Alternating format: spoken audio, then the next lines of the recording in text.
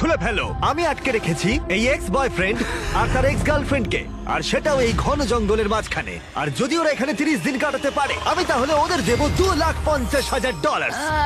I hate you.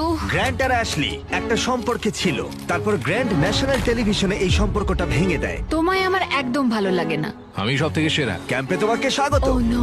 ও আমি এসো, ওকে এসো। চিনি। আমি একটুখানি মিথ্যে কথা বলেছি। এখানে তুমি আর তোমার এক্স গার্লফ্রেন্ড শুধু নেই, এখানে তোমার 5 জন এক্স গার্লফ্রেন্ড রয়েছে। তাহলে চলো এক্সদের সাথে দেখা করে আসি।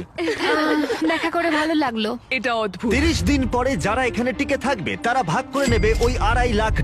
আমাদের এখন কিছু কাঠ জোগাড় করতে যেতে হবে।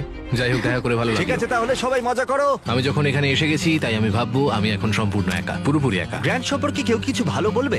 ও আমার জন্য একটা গান লিখেছিল। ও আমার জন্য গান গেয়েছে। ও আমার জন্য একটা গান লিখেছিল, কিন্তু পরে অন্য মেয়েকে শুনিয়েছিল। আমি যথাসম্ভব চেষ্টা করবো এখানে যতটা সার্ভাইভ করা যায়। যখন ও নিজেই আগুন জ্বালাচ্ছিল তখন ওর এক্স গার্লফ্রেন্ডরা ওকে নিয়ে গুজব ছড়াচ্ছিল। সবাইকে দেখায় ও খুব ভালো, এমন করে যেন ও সবেতে পারফেক্ট। আচ্ছা, আমরা এই বিষয়ে আর কত গল্প করব? আর এই গল্প ঘন্টার পর ঘন্টা চলতে থাকে, এমনকি রাত পর্যন্ত।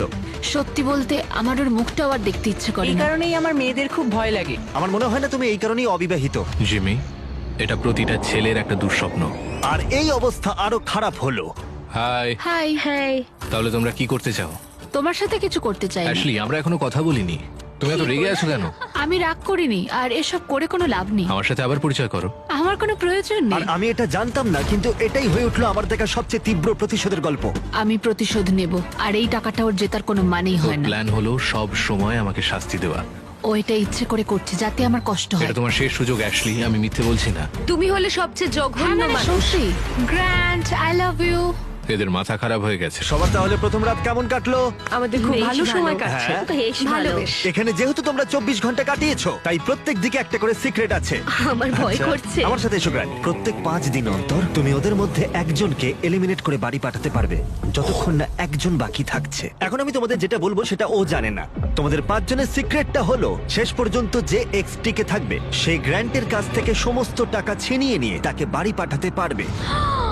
এটা বেশ ভালো কর্মের ফল। 3 নম্বর দিনের সকালে গ্র্যান্ড খুব ভোরে ঘুম থেকে উঠেছিল, আর ওঠার পরেই শেল্টার তৈরি করতে লেগে পড়েছিল। আর তোমরা বুঝতেই পারছো মেয়েরা খুব একটা খুশি ছিল না। সকালে এরকম আওয়াজ করছে কেন? বিরক্ত লাগছে। গ্র্যান্ড, তোমার কাছে টেন্ট আছে, তোমায় বাড়ি বানাতে হবে না। ও, এটা মানে? সত্যি পাগলার মতো। ওরা বললো যে আমার কোনো প্রয়োজন নেই বাড়ি বানানোর, কারণ একটা টেন্ট আছে। কিন্তু আমি বলবো বাড়ি বানাতে হবে কারণ ঠান্ডা পড়ে যাবে।